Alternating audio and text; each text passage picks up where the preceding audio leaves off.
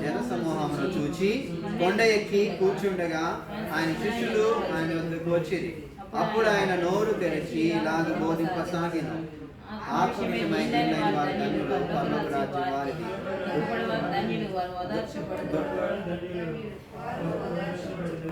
సాత్వికులు ధన్యులు, వారు భూలోకమును స్వతంత్రించుకుంటారు. నీతి తృప్తిపరచబడుతుంది. కనికరం గలవారు ధన్యులు, వారు కనికరం పొందుతారు. హృదయ శుద్ధి గలవారు ధన్యులు, వారు దేవుని చూచెదరు. సమాధాన పరచువారు ధన్యులు, వారు దేవుని కుమారులు అనబడుతారు. నీతి నిమిత్తము హింసపడేవారు ధన్యులు, పరలోక రాజ్యము వారిది. ప్రార్థన చేసుకుందాం.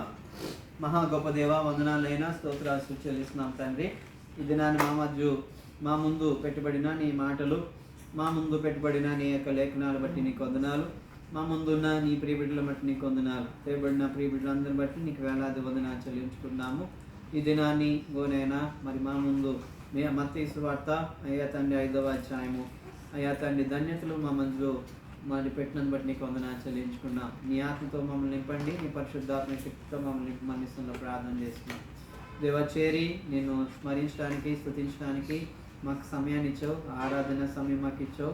వ్యక్తిగతంగా ఆరాధించుకోవడానికి సమయాన్ని ఇచ్చావు. అని బట్టి నీకు వందనాలు. ప్రియబిడ్డలు తండ్రి దేవా, నీ యొక్క బలలో చేరి అయ్యా తండ్రి నైనా నీ యొక్క శరీరాన్ని గుర్తుగా అయ్యా మా ముందు పెట్టబడిన రొట్టె, అయ్యా తండ్రి రక్తాన్ని గుర్తుగా మా ముందు పెట్టబడిన రసాన్ని బట్టి నీకు వందనాలు. సిద్ధపరిచిన బట్టి నీకు వందనాలు. ఇందులో మేము భాగము కలిగి ఉండడానికి ముందుగా తండ్రి మాకు కొన్ని మాటలు నీ వాక్యం ద్వారా మాతో మాట్లాడడానికి ఇష్టపడుతున్నాం. అందుబట్టి నీకు వందనాలు చెల్లించుకున్నాం తండ్రి దేవా. ఈ యొక్క వాక్యాన్ని తండ్రి దేవా నిలబడి మాట్లాడడానికి నాకైతే శక్తి చాలదు అయ్యా తండ్రి, ఆత్మ చాలదు.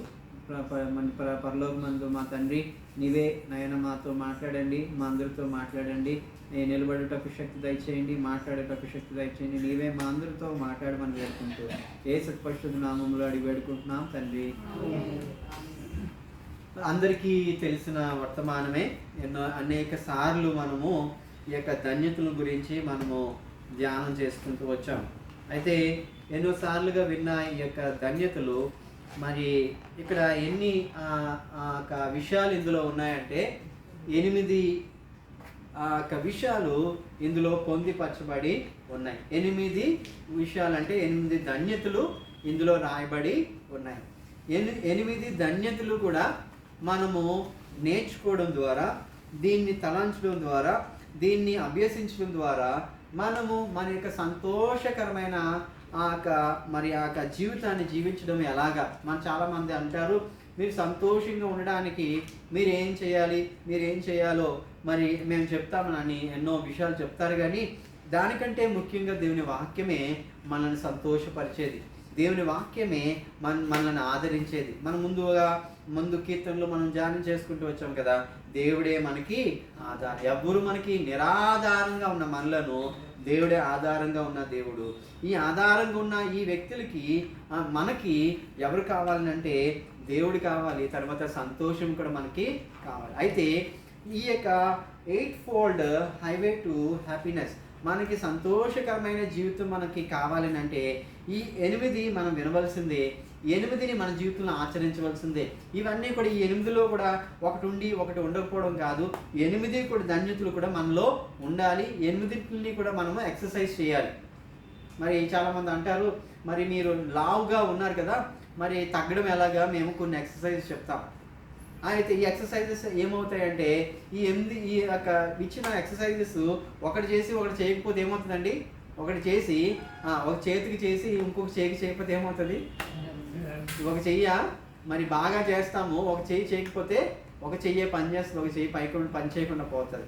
అయితే ఈ విధంగా ఒక కాళ్ళకే చేసి ఎక్సర్సైజ్ చేతులు చేయకపోతే అది కూడా మనకి పని చేయదు. అయితే ఏవైతే ఎక్సర్సైజెస్ చెప్తూ ఉన్నారో అవన్నీ కూడా మనం చేసుకుంటే మనం ఉన్న లావుని తగ్గుతాము, లేదంటే సన్నంగా ఉన్నవారు మరి పుష్టిగా తయారవుతారు, లేదంటే ఆత్మ సంబంధమైన విషయాల్లో మనం చూసినట్లయితే మరి మన క్రైస్తవులం కనుక, దేవుని ఎరిగిన వారం కనుక మనము ఇవన్నిటిని కూడా ఆచరించాలి. ఆచరించకపోతే కాదు. అందుకని ఇక్కడ 8 ధన్యతలు ఇందులో రాయబడి ఉన్నాయి. ఏంటండి 8? ఏంటవి? ధన్యతలు. 8 ధన్యతల గురించి రాయబడుతున్నది. మొదటి ధన్యత మరి ఆత్మ గురించి మాట్లాడుతున్నది. ఏంటంటే మొదటి ఒక ధన్యత ఏంటి? ఆత్మ సంబంధమైన విషయాలు. ఆత్మ ఏంటంటే ఏ ఆత్మ? మొట్టమొదటిగా చూసినట్లయితే 3వ వచనంలో ఆత్మ విషయమై ధీరులైన వారు ధన్యులు. ఆత్మ విషయంలో మనం ఎలా ఉండాలి? దీనత్వంగా ఉండాలి. ఆత్మ విషయం, ఆత్మ మన మీద వచ్చింది కదా అనుకొని మనం పొంగిపోయి మనం ఏదన్నా మరి పొంగిపోయామనంటే అది కూడా మనలను దుష్టత్వంలోనికి మనలను తీసుకుని వెళ్తారు. ఆత్మను ఏం చేయాలంటే, ఆత్మను ఆర్పకూడదు, కానీ ఆత్మను ఏం చేయాలంటే, ఆత్మను మనం ఏం చేయాలని ఇక్కడ రాయబడిందంటే, ఆత్మ విషయంలో ఏం చేయాలి? దీనత్వం కలిగి ఉండాలి. మనలో ఆత్మ ఉంది కదా అనుకొని మనము మరి దాన్ని ఎక్స్ప్లోజ్ చేసామనంటే అది అనేక రకాల మరి మంచి చేస్తుంది, చెడు కూడా చేస్తుంది. కనుక మనం ఏం చేయాలంటే ఆత్మ విషయంలో ఏమై ఉండాలంట? దీనత్వాన్ని కలిగి ఉండాలి. ఆత్మ విషయంలో ఎలా ఉండాలండి? దీనత్వం కలిగి ఉంటే మనకేం కలుగుతుంది? ఇందులో ఈ ధన్యతల్లో 8 ధన్యతల్లో ఏది చేస్తే ఏమొస్తుందో కూడా రాయబడి ఉంటుంది. ఏముంటుందండి? ఏం చేయాలి, ఏది ధన్యత, దీనివల్ల నీకు వచ్చే ప్రాఫిట్ ఏదో ఇందులో రాయబడుతూ ఉంటుంది. అంటే నువ్వు ఇది చెయ్యండి, ఇది చేస్తే మీకు ఇది వస్తుంది. మీరు మరి ఈ యొక్క మరి అందుకని ఇక్కడ మనం చూసినట్లయితే ఆత్మ విషయమై దీనులైన వారు ధన్యులు, పరలోక రాజ్యము. మనము దీనత్వముగా ఉంటే, ఆత్మలో దీనత్వంగా ఉంటే మనకి ఏం కలుగుతుందంట? పరలోక రాజ్యము. ఈరోజు పరలోకం కావాలంటే నువ్వేం చేయాలి? ఆత్మ విషయంలో నువ్వేం నేర్చుకోవాలి? దీనత్వం నేర్చుకోవాలి.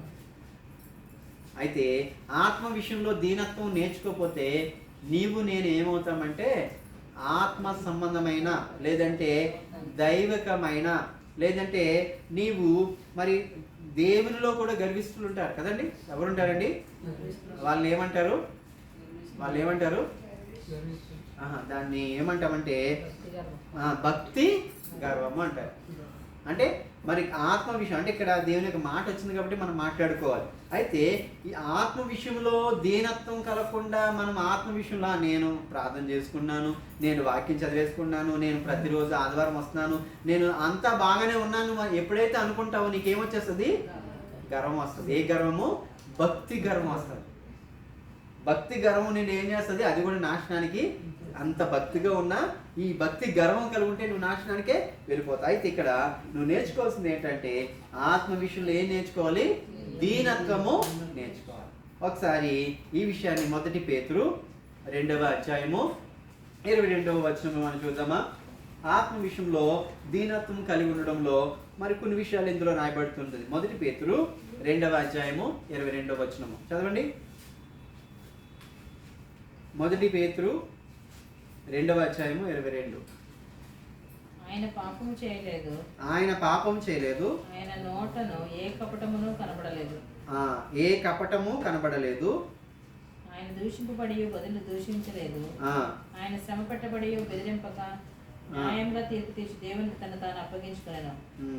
మనం పాపం విషయమే చనిపోయి నీతి విషయమే జీవించినట్లు ఆయన తానే తన శరీరం మన పాపములను రాను మీద మోసుకున్నాను. ఆయన పొందిన గాయం చేత మనకు మీరు స్వస్థత నొందితిరి. 1 పేతురు వింటారు. ఆయన పాపము చేయలేదు, తర్వాత ఆయన నోరు ఏ మాత్రము ఆయన నోటను ఏ కపటము కూడా అంటే కనబడలేదంటే ఏమున్నది? ఆయనలో దీనత్వం ఉన్నమాట. ఎవరు? ఈయన యేసుక్రీస్తు వారిలో యేసుక్రీస్తు వారి గురించి చెప్పబడుతుంది. ఈ యొక్క 1 పేతురు 2వ అధ్యాయము 22వ వచనంలో ఏమనుందంటే ఆయనలో ఏం లేదండి? పాపము లేదు, చేయలేదు. ఇంకా ఆయన నోటను ఏ కపటమును కనబడలేదు. యేసుక్రీస్తు వారిలో ఆయన దేవుడు కనుక ఆత్మ విషయంలో ఆయన ఎంతైనా ఎక్స్ప్లోర్ అవ్వచ్చు, కానీ ఆయనలో మరి ఏ పాపము లేదని చెప్పబడుతుంది. తర్వాత ఆయన మరి కపటము కూడా లేదని చెప్పబడుతూ ఉన్నది. ఇంకా మనం చూసినట్లయితే ఈ విషయంలో మరి ఆత్మ విషయంలో మనము ప్యూరిటీ చెక్లో మనం చూసినట్లయితే యేసుక్రీస్తులో ఏం లేదండి? ఏం లేదని చెప్పబడితే పాపము లేదంట. రెండోది ఏం లేదు? కపటము కూడా కనబడలేదు. అంటే యేసుక్రీస్తులో ఈ యొక్క ఆత్మ విషయంలో ప్యూరిటీ అంటే మొట్టమొదటి వచనం ఏమని చెప్పబడుతుందంటే ప్యూరిటీ ఇన్ స్పిరిట్, అంటే ఆత్మలో మనకి ఏం కావాలి? శుద్ధత కావాలి. ఈ శుద్ధత కావాలంటే మనం ఏం చేయాలంటే మనలో ఏం కనపడకూడదంటే పాపం లేదంటే యేసుక్రీస్తులో కపటం కూడా లేదు. ఇందులో మరి ఆ అవుట్ ఆఫ్ యేసుక్రీస్తు కాకుండా ఇంకెవరన్నా ఉన్నారు అంటే ఒకసారి ఆ మత్తయి సువార్త 1వ అధ్యాయము ఒక ఆయన ఉన్నాడు. ఆయనలో కూడా ఇటువంటి ప్యూరిటీ ఉన్నట్టుగా మనం చూస్తాము. 18, 19 మనం చదువుకున్నట్లయితే ఇక్కడ యేసుక్రీస్తు జనన విధం ఎట్లనగా ఆయన తల్లి అయిన మరియ యేసేపునకు ప్రదానం చేయబడిన తరువాత వారేకం కాక మునుపు ఆమె పరిశుద్ధాత్మ వలన గర్భవతిగా ఉండెను. ఆమె భర్త అయిన యేసేపు ఎలాంటి వాడంట? నీతిమంతుడై ఆమెను. మరి ఇక్కడ మనం చూసినట్లయితే అక్కడ యేసుక్రీస్తు వారు పాపం లేనివాడిగా ఉన్నాడు, కపటము లేనివాడిగా ఉన్నాడు. ఇక్కడ యేసేపు ఎలాంటి వాడు అంటే నీతిమంతుడిగా ఉన్నాడు. అంటే ఈ యొక్క ఇద్దరిని బట్టి మనం నేర్చుకోవాల్సింది ఏంటంటే యేసుక్రీస్తులోనే మనము ఈ ఆత్మ విషయంలో మరి ఆ యొక్క దీనత్వం మనం నేర్చుకోవాలి. ఆత్మ విషయంలో దీనత్వం ఎవరి నుంచి నేర్చుకుంటున్నామంటే ఒకటి యేసుక్రీస్తు ద్వారా మనం నేర్చుకుంటున్నాము, రెండవది ఆ యొక్క యేసేపు నుండి కూడా మనము నేర్చుకుంటాం. అయితే ఆత్మ విషయంలో ఏం కలిగి ఉండాలంట? దీనత్వం కలిగి ఉంటే మనకేం కలుగుతుందంట? పరలోక రాజ్యము వారిది అని రాయబడింది కదండి. పరలోక రాజ్యము మరి 4వ వచనం రెండవ కాన్సెప్ట్ లోకి వెళ్తున్నాము. రెండవ ధన్యత ఏంటంట? దుఃఖపడేవారు ధన్యులు, వారు ఏం చేయబడతారు? వారు ఓదార్చబడుదురు. ఈ యొక్క విషయాన్ని మనం చూసినట్లయితే దుఃఖపడడం అనేది ఎవరు ఎక్కువగా దుఃఖపడతారండి? ఎవరు ఎక్కువగా దుఃఖపడతారు? అన్ని కష్టాలు ఎక్కువైన వారు దుఃఖపడతారు. ఇంకా మనము ఎక్కువగా దుఃఖపడేది మరి ఆ పరిస్థితులు మనం చూసినట్లయితే ఇక్కడ దేవుని యొక్క వాక్యము దుఃఖము గురించి చెప్పబడుతున్న మాట ఏం మాట్లాడతానంటే దుఃఖపడేవారే ధన్యులు అని చెప్పబడుతుంది. అంటే ఎప్పుడు సంతోషంగా ఉంటే ధన్యులని దేవుని వాక్యం రాయబడలేదు, కానీ నువ్వు దుఃఖపడితేనే నీకు ధన్యత. అంటే నీకు ఎంత దుఃఖం ఉంటుందో అంత ధన్యత నీకు ఉంటుందని రెండవ ధన్యత నీకు చెప్పబడుతుంది. అందుకని దేవుని యొక్క వాక్యము క్షుణ్ణంగా చెప్పబడుతుంది ఏంటంటే దుఃఖపడువారు ధన్యులు, వారు ఏం చేయబడతారు? ఓదార్చబడతారు. మొట్టమొదటిగా నువ్వు దుఃఖపడితే నీకు ఏం కలుగుతుంది?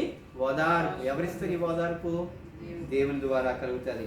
మరి దుఃఖపడిన వారు ఎవరు? మనం చూసినట్లయితే యేసుక్రీస్తు వారు కూడా దుఃఖపడ్డాడు. ఒకసారి మత్తయి సువార్త 26లో చూసినట్లయితే యేసుక్రీస్తు వారు కూడా దుఃఖాక్రాంతుడయ్యాడు అని అక్కడ రాయబడింది. ఆ మాట చదువుకుందామా? మరి ఆ మత్తయి సువార్త 26:37 మత్తయి సువార్త 26:37 చదువుదామా?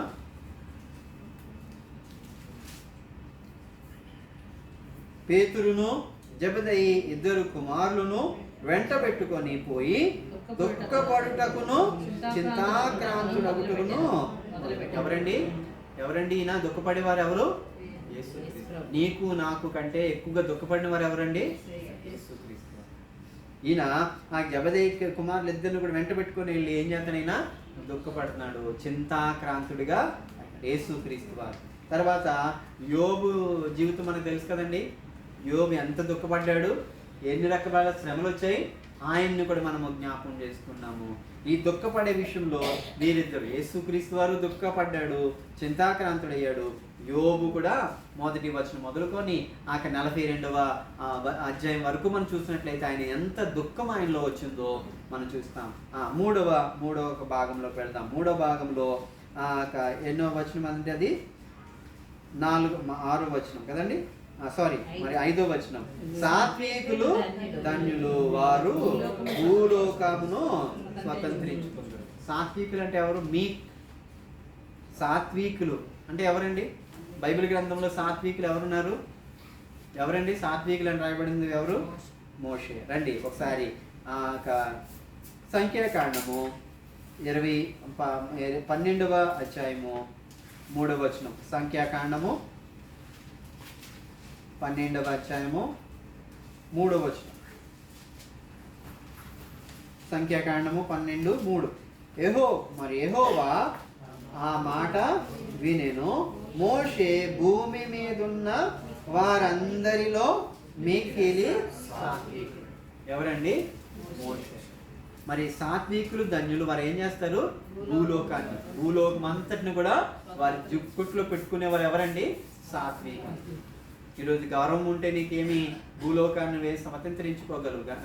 స్వతంత్రించుకోలేవు, కానీ సాత్వికముతో నీ భూలోకాన్ని అంతటిని కూడా స్వతంత్రించుకోగలవు. అందుకనే మోషే గురించి రాయబడుతున్నది ఏంటంటే, మోషే మిక్కిలి ఏమని రాయబడిందంటే మిక్కిలి సాత్వికుడు. అందుకనే 6 లక్షల మందిని ఏం చేశాడు ఆయన? మోసుకొని మరి పాలు తేనెలు ప్రవహించే దేశాన్ని తీసుకుని వెళ్ళాడు. ప్రభువైన యేసుక్రీస్తు వారి గురించి కూడా రాయబడుతూ ఉన్నది సాత్వికుడు అని. ఒకసారి మత్తయి సువార్త 11:28 మనం చూసినట్లయితే, మత్తయి సువార్త 11:28 చూసినట్లయితే, మత్తయి సువార్త 11:28.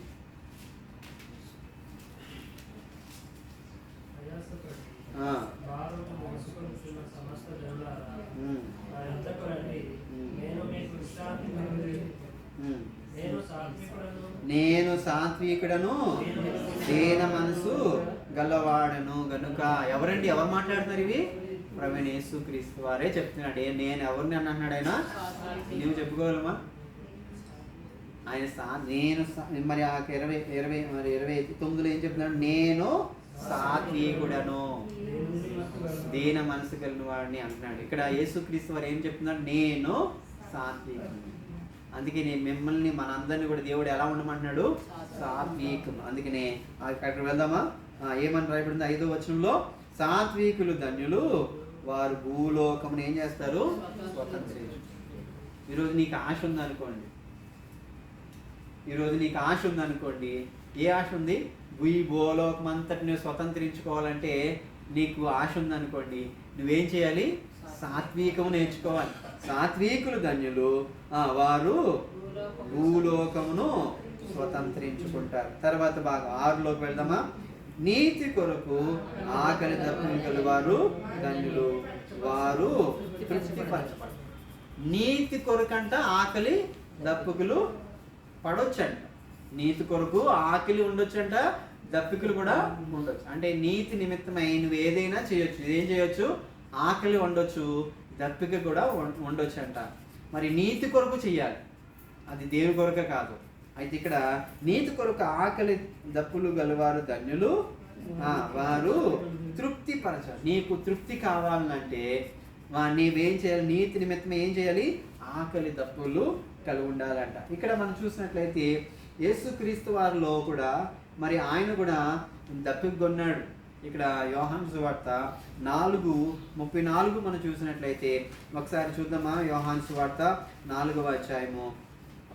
యోహాను సువార్త 4వ అధ్యాయము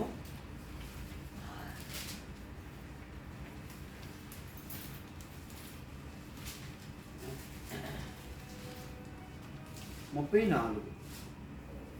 యేసు వారిని చూచి, నేను పంపిన వానిని చిత్తము నెరవేర్చుటకు ఆయన పని తుదముట్టించుటయే నాకు ఆహారమై. యేసుక్రీస్తు వారు ఏమన్నారంటే, ఆయన చిత్తాన్ని నెరవేర్చడమే నాకు ఆహారం. నా ఆహారం ఏంటి? ఆయన చిత్తం. అంటే ప్రభు గారి యొక్క తండ్రి అయిన చిత్తాన్ని నెరవేర్చడానికే ఈ లోకానికి వచ్చాను. ఆయన ఏమన్నాడంటే, మరి లేఖనములు నెరవేర్చుటకు ఆయన దప్పికొన్నాడని కూడా మరి మాట్లాడుతాను. నేను దప్పికొన్నాను అని అంటున్నాడు కదా యేసుక్రీస్తు వారి శిలువలో. ఆయన మరి నెరవేర్చడానికి కూడా మరి ఇక్కడ మరి అక్కడ ఏమంటున్నాడు? నాకు ఆహారమైనది. ఏం ఆహారం అంట? ఆయన పని తుదముట్టించుట అయ్యే నాకు. అంటే మనం చాలాసార్లుగా దేవుని పని చేసినప్పుడు, దేవునికి మందుల్లో పని చేయడానికి వచ్చినప్పుడు మన ఆహారం లేకుండా కొన్నిసార్లుగా దప్పిక లేకుండా మనం కొన్నిసార్లు పని చేస్తూ ఉంటుంటే ఆ నీతి కొరకు, ఆ దేవుని కొరకు మనం చేసే పని ద్వారా దేవుడు ఏం చేస్తాడు? మనకి తృప్తినిస్తాడు. ఏ తృప్తినిస్తాడు? మన ఆహారం లేకపోయినా, పానీయం లేకపోయినా దేవుడు నాకు ఏమి ఇచ్చాడు? దేవుని పని చేయడానికి నాకు ఒక తృప్తిని ఇచ్చాడని అంట. అలాగే మనం చూసినట్లయితే ఇంకొక మాట మరి మరొక ధన్యతలోకి వెళ్దామా? మరొక ధన్యత ఏం చెప్పబడుతుంది? కనికరము గలవారు ధన్యులు, వారు కనికరం అంటే ఏంటి? మెర్సీ. కనికరం అంటే ఏంటి? దయ. కనికరం అన్న ఒకటే, మరి ఆ దయాన్న ఒకటే, మరి ఆ మెర్సీ అంటే ఇంగ్లీష్లో మనం చెప్తా ఉంటాం. కనికరం గలవారు ధన్యులు, వారు కనికరము అంటే నీవేం చేయాలంటే కనికరం కలిగిన వ్యక్తిగా ఉండాలి. దేనికైనా చూసి కనికరం పొందుకోవాలి. అంటే రాజుగారు ఎస్తేరు వెళ్ళింది, ఎస్తేరు వెళ్ళి ఆ దండాన్ని పట్టుకొని వెళ్ళినప్పుడు రాజుగారికి ఏం కలిగింది? కనికరం కలిగింది. కనికరం పొందాడు కాబట్టి వెంటనే ఆ దండాన్ని పట్టుకోగలం వల్ల ఆమె రక్షణ పొందింది. ఆమె మరి మరణం శిక్ష ఆమె మీదకి రాలేదు. ఈరోజు రాజుగారికి రాణిగారిని చూసినప్పుడు కనికరం పొందినప్పుడు నీ కనికరము కూడా నీవేం చేయాలి? ఎక్సర్సైజ్ చేయాలి. కనికరం అంటే ఎలా ఎక్సర్సైజ్ చేయాలి? మన పిల్లలు చూసినప్పుడు కనికరం పొందుతాం. అదేవిధంగా ఎవరైనా అవసరంలో ఉన్న వారిని చూసి మనము కనికరం పొందాలి. మరి పొందకపోతే నీవు కూడా మరి కనికరం, అందుకనే కనికరం గురించి రాయబడుతున్న మాట 7లో ఏమైనా రాయబడిందంటే కనికరం గల వారు ధన్యులు, వారు కనికరం అంటే నీవు కనికరంగా ఉంటేనే నీకు కనికరం పొందుతావు. అంటే నీవు అందుకనే ఒక రోజు యేసుక్రీస్తు వారు మరి ఆయన చెప్పిన ఉపమానంలో చూసినట్లయితే ఒక వ్యక్తి అంట, ఆయన యజమానుడు ఇచ్చిన ధనాన్ని పనివాడు ఇవ్వలేనప్పుడంట ఏం చేశాడంటే, సరే నీవు ఇవ్వాల్సిన ధనాన్ని నేను ఏం చేస్తున్నాను? కొట్టివేసేస్తున్నాను అని అన్నప్పుడు దీని కింద పనిచేసి ఈ వ్యక్తి, పనివాడు ఎవడైతే ఉన్నాడో వాడి కింద ఇంకొకటి పని చేస్తున్నాడంట. అయితే ఈయన ఏం చేశాడంటే, ఈ పనివాడు ఏం చేశాడంటే ఆయన కింద పనిచేసే వ్యక్తి దగ్గరికి వెళ్ళి నువ్వు నాకు ధనాన్ని ఇస్తావా లేదా అని పట్టుకొని కూర్చున్నాడంట. కూర్చుకుంటే అప్పుడు ఏమైందంటే ఆ వ్యక్తిని జైల్లో పెట్టాడంట. ఎందుకంటే ఈయనేమో ఒక పెద్ద వ్యక్తి దగ్గర పనిచేస్తున్నాడు పనివాడు. ఈ పనివాడి కింద పనిచేసే వ్యక్తిని పనివాడు ఏం చేయట్లేదు? క్షమించకపోతే తన కింద పనిచేసే వ్యక్తిని జైల్లో పెడితే ఏం జరిగిందంటే ఈ పెద్ద ఆయనకి తెలిసే ఉంటుంది కదా. తెలిసినప్పుడు ఏం చేశారంటే, ఒరే బాబు, నేను నిన్ను ఈ కొంచెంలో నేను నిన్నేం చేశాను? క్షమించాను. కానీ నీకు ఆయన ఇంకా కొంచెం ఇవ్వాలి, కానీ ఆ బాగా నువ్వు క్షమించలేకపోవడం వల్ల నువ్వేం చేయాలి? నీ ధనాన్ని నువ్వంతా కూడా నీవు తిరిగి కడితేనే కానీ నేను వదిలిపెట్టను అని చెప్పేసి అందుకని మనము ఇతరులు అంటే మనుషుల ఎడల మనం కనికరం పొందితే, మనం కలిగి ఉంటే దేవుడు మనలను కనికరిస్తాడు.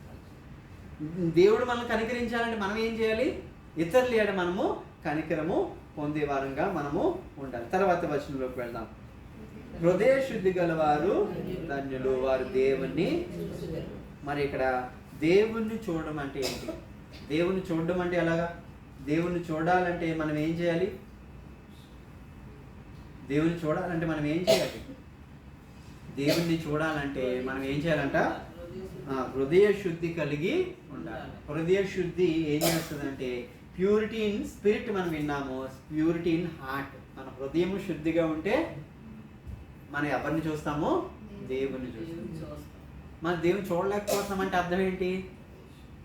ప్రతిరోజు నేను దేవుని చూడలేకపోతున్నాను, నేను ప్రతిరోజు దేవుణ్ణి నేను దర్శించలేకపోతున్నాను, దేవుణ్ణి నేను కనుక్కోలేకపోతున్నాను అంటే అర్థం ఏంటంటే నీ హృదయం ఎలా ఉన్నది? శుద్ధిగా లేదు, మోసంగా ఉంది. అంటే నీ హృదయం శుద్ధి చేసుకుంటే ఏం చూస్తావు? నువ్వు దేవుణ్ణి చూస్తావు. దేవుని చూడాలంటే నీ హృదయం శుద్ధిగా ఉండాలి. అందుకనే ఇక్కడ 2 విషయాలు మనము, మొదటి ధన్యత ఏం చెప్పమంటే ప్యూరిటీ స్పిరిట్, ఆత్మలో ఏముండాలి? శుద్ధత ఉండాలి. ఇక్కడేంటో హృదయంలో శుద్ధత ఉంటే దేవుని నువ్వు చూస్తావు. అందుకని హృదయ శుద్ధి గలవారు ధన్యులు, వారు దేవుని చూడాలంటే మన హృదయము శుద్ధిగా ఉండాలి. తర్వాత మనం వచనంలోకి వెళ్ళినట్లయితే ఈ హృదయ శుద్ధి గురించి మనం చూసినట్లయితే మరి యోసేపు కూడా హృదయ శుద్ధి కలిగిన వాడుగా ఉన్నాడు. ఈ విధంగా యోసేపు చాలా యవనస్తుడైన. హృదయ శుద్ధి అంటే ఏంటంటే పోతీఫర్ భార్య వచ్చి నువ్వు నా దగ్గరికి రా, నువ్వు నా ఇంట్లో ఉండు, నాతో పాటు ఉండు అంటే ఈయన ఏం చేశాడు? మరి యోసేపు ఏం చేశాడు? పారిపోయి బయటికి వెళ్ళిపోయాడు. నేను నా పని చేయడానికి, నేను ఇంట్లో పని చేయడానికి ఉన్నానే తప్ప నీ మీద నేను నీ యొక్క శరీరం మీద ఆధిపత్యం చేయడానికి నాకు ఏ రకంగా నాకు యోగ్యత లేదని చెప్పి ఆయన పారిపోయిన వాడు ఉన్నాడు. ఈ దినాన్ని మనం చూసినట్లయితే హృదయ శుద్ధి మనల్ని ఏం చేస్తుంది? దేవుని దగ్గరికి తీసుకుని వెళ్తారు. దేవుని చూడడానికి దేవుని తీసుకుని వెళ్తారు. అందుకని హృదయ శుద్ధి వారు ధన్యులు, వారి దేవుణ్ణి. మరి మన హృదయ శుద్ధి మనం అవసరం. అయితే 7వ ఆ యొక్క ధన్యతలోకి వెళ్దాము. మరి 7వ ధన్యత ఏం చెప్పబడుతుందంటే సమాధాన పరచువారు ధన్యులు, వారు దేవుని కుమారులు అనబడుతుంది. దేవుని కుమారుడిగా ఉండాలని అంటే, నీకు దేవుని కుమారుడు అన్ని పేరు నీకు రావాలని అంటే నువ్వేం చేయాలి? సమాధానం చేయాలి. అందరిని కూడా సమాధాన పరుస్తూ ఉండాలి. మరి గొడవలు వచ్చాయనుకోండి, దాన్ని ఏం చేయాలి? ఇంకా కెలికి దాన్ని ఇంకా చిన్నగా ఉన్న ఆ గొడవని నీవు దాన్ని రెచ్చగొడుతున్నావు, లేదంటే దాన్ని ఇంకా పెద్ద చేస్తున్నావంటే అర్థం ఏంటంటే నువ్వు సమాధాన కర్తవు కాదు, నువ్వు గొడవలకి కర్తవి. అయితే మనము నేర్చుకోవాల్సిన 7వ ధన్యత ఏంటంటే సమాధాన పరచడం మనము నేర్చుకోవాలి. మన కుటుంబంలోనే సమాధాన పరచడం మనం నేర్చుకుంటే బయట కుటుంబాల్లో సమాధాన పరుస్తాము, మన దేశము కూడా సమాధాన పరచబడుతుంది. అందుకని దేవుని ఆ 7వ ధన్యత ఏం చెప్పబడుతుందండి? సమాధాన పరచువారు ధన్యులు, వారు దేవుని కుమారులు అంటారు. అంటే నువ్వు సమాధాన పరుస్తున్నావు నీ కుటుంబంలో అని అంటే నువ్వెవరి కుమారుడివి? దేవుని కుమారుడు. అయితే 8వ ధన్యతలోకి వెళ్దామా? 8వ ధన్యత ఏం చెప్పబడుతుందంటే నీతి నిమిత్తము హింసింపబడేవారు ధన్యులు, పరలోక రాజ్యం వారిదని ఎన్నిసార్లు రాయబడింది? ఇందులో 2 సార్లు రాయబడింది. ఒకటోసారి ఏంటంటే మరి ఆత్మ విషయంలో దీనత కలిగితే పరలోక రాజ్యం వస్తుంది. రెండవది నీతి నిమిత్తము హింసింపబడిన పరలోక రాజ్యం కావాలంటే నువ్వు 2 పనులు చేయాలి. ఏం చేయాలి? ఆత్మ విషయమై దీనత్వం నేర్చుకోవాలి. రెండవది నీతి నిమిత్తము హింసింపబడాలి. అంటే నువ్వు వెళ్ళి అందరి చేత కొట్టబడి తిట్టబడడం కాదు. నీ జీవితంలో ఎన్నో అనుభవాలు గుండా వెళ్తున్నప్పుడు నీతి కొరకు నువ్వు హింసింపబడితే నీకు దేవుడు రాజ్యాన్ని దేవుడు ఇస్తాడు. రెండవదిగా నీవు ఆత్మ విషయంలో దీనత్వం కలుగుంటే పరలోక రాజ్యాన్ని దేవుడు ఇస్తాడు. దేవుని కుమారులుగా ఉండడం అంటే ఏంటి? సమాధానపరిచే పరిస్థితులు నీ జీవితంలో వచ్చినప్పుడు నువ్వు ఆ పరిస్థితులన్నింటినీ కూడా సమాధానపరిచినట్లయితే నువ్వు దేవుని కుమారులుగా అవుతావు. అయితే నువ్వు దేవుని చూడాలి, దేవుడు నాకు దగ్గరగా ఉండాలంటే ఏం చేయాలి? నీ హృదయాన్ని శుద్ధి చేసుకోవాలి. అందుకే హృదయ శుద్ధి గల వారు ధన్యులు, వారి దేవుడి మాటలు దీవించిన గాక. మనము దేవుని యొక్క బలలోనికి వెళ్ళక ముందు, పరిశుద్ధమైన బలలోనికి వెళ్ళక ముందు 8 ధన్యతలు మనం వింటూ వచ్చాము. ఈ 8 ధన్యతలు కూడా నిన్ను దేవుని దగ్గర తీసుకుని వెళ్తాయి, పరలోక రాజ్యాన్ని తీసుకుని వెళ్తాయి. దేవుని కుమారుడిగా నువ్వు పిలువబడతావు. దేవుని రాజ్యంలో నీవు ఉండడానికి ఈ యొక్క 8 ధన్యతలు కూడా ఉపయోగపడతాయి. చివరిగా మనం చూసినట్లయితే ఈ యొక్క పరలోక రాజ్యం వారిది అని 2 సార్లు రాయబడుతుంది. 2 ధన్యతలను కలిగి ఉన్నట్లయితే పరలోక రాజ్యానికి వెళ్తావు. పరలోక రాజ్యానికి వెళ్ళాలంటే నీ ఆత్మ విషయంలో దీనత్వం నేర్చుకోవాలి.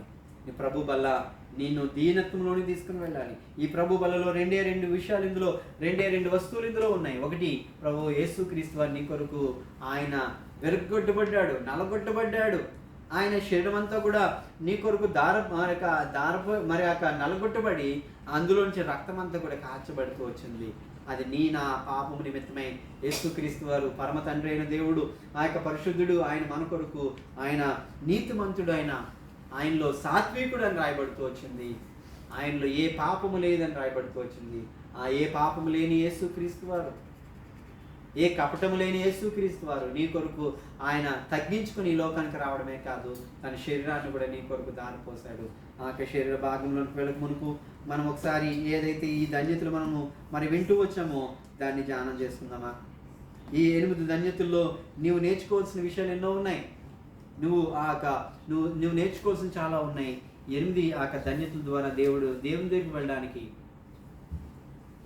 ఏ మాటలైతే మనం వింటూ వచ్చామో, ఏ యొక్క ధన్యతలు అయితే మనం వింటూ వచ్చామో ఆ ధన్యతలు దేవా నా జీవితంలోనికి నేను అడాప్ట్ చేసుకుంటున్నానయ్యా, నేను చేసుకుని నీ బలలోనికి వెళ్ళాలి అని నీవు ఒకసారి నీవే స్వపరిశ చేసుకుందాం. దేవుని వాక్యం చేత నన్ను దేవుడు ధైర్యపరచును గాక. దేవుడి యొక్క వాక్యాన్ని దీవించును గాక. నేను మీకు అప్పగించిన దాన్ని ప్రభువుల పొందితిని. ప్రభువైనేసు తాను అప్పగింపబడిన రాత్రి ఒక రొట్టెను ఎత్తుకొని కృతజ్ఞతాస్తుతులు చెల్లించి దానిని విరిచి, ఇది మీ కొరకైన నా శరీరము, నన్ను జ్ఞాపకం చేసుకుంటకై దీన్ని చేయడని చెప్పారు. మరి ప్రభువారు యేసుక్రీస్తు వారు ఆయన శరీరాన్ని మరి ఇక్కడ మనకి చెప్పబడిన మాట ప్రకారంగా చూసినట్లయితే మరి ఆయన యొక్క శరీరం రొట్టె ఎత్తుకొని కృతజ్ఞతాస్తుతులు చెల్లించాడు. అంటున్నాడు, దీన్ని విరిచి దీన్ని విరవాలి. దీన్ని పంచడం కాదు, దీన్ని విరవాలి. దీన్ని విరిచి ఏం చేయాలంటే, ఇది మీ కొరకైన నా శరీరం, ఇది మీ కొరకే, ఈ శరీరము నీ కొరకే, ఈ రొట్టె నీ కొరకే ఇవ్వబడుతుంది. ఇది ఏ విధంగా నీకు ఇవ్వబడుతుంది అంటే ఆయన శరీరంగా నీకు ఇవ్వబడుతుంది. నన్ను జ్ఞాపకం చేసుకుంటే దీన్ని చేయడని మనము ఈ యొక్క 3 విషయాలు చాలా జాగ్రత్తగా అర్థం చేసుకోవాలి. దీన్ని విరవాలి. ఈ విరిచిన ఈ రొట్టె ప్రభువైన యేసుక్రీస్తు వారి యొక్క శరీరం. శరీరాన్ని మనం జ్ఞాపకం చేసుకోవాలి. జ్ఞాపకం చేసుకొని దీన్ని చేయాలి. ఈ యొక్క రొట్టెలో మనము పాలు పొందేమో. దేవుడు మనకు ఎన్నో వాగ్దానాలు ఇచ్చాడు.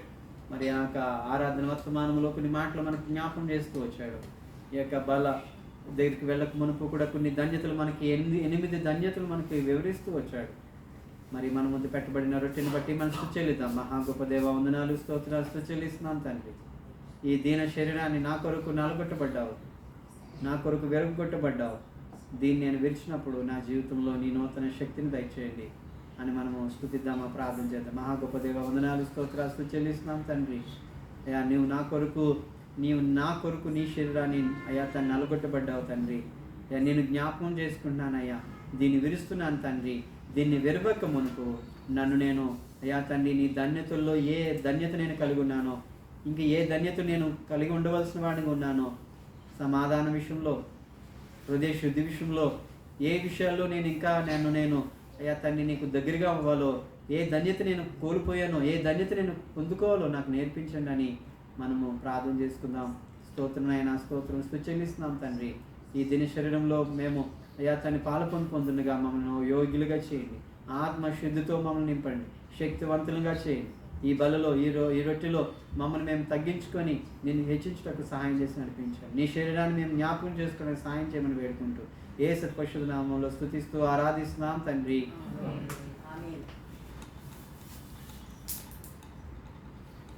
ఎవరైతే రక్షణ పొందారో మీ యొక్క